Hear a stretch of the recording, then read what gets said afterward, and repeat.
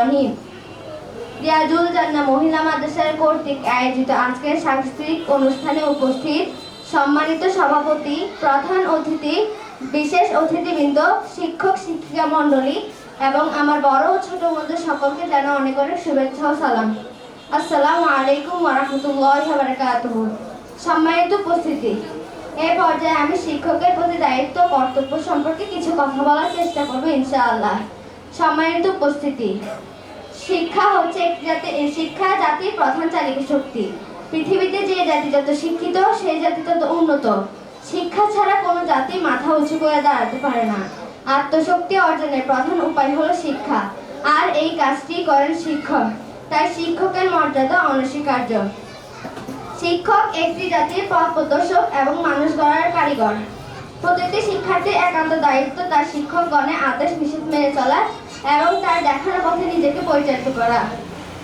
প্রতিটি শিক্ষার্থীর একান্ত দায়িত্ব তার শিক্ষকগণের সেবা করা। প্রসঙ্গক্রমে বলা যায়, দিল্লির বাদশাহ আলমগীরের পুত্রকে পড়াতেন এক শিক্ষক। শাহজাদা একদিন সকালে একটি পাত্র হাতে নিয়ে পানি ঢালছিল, আর শিক্ষক সেই পানিতে নিজের হাত পা পরিষ্কার করছিলেন। এই দৃশ্য দূর থেকে বাদশাহ আলমগীর আনন্দ চিত্তে দেখছিলেন, কিন্তু এতেই তিনি সন্তুষ্ট ছিলেন না।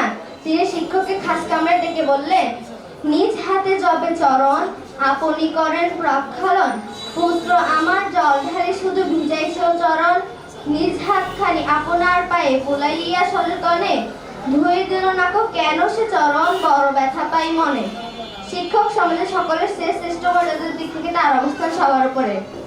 শিক্ষা হচ্ছে একটি জাতির মেরুদণ্ড, আর শিক্ষক তার কাণ্ডারি।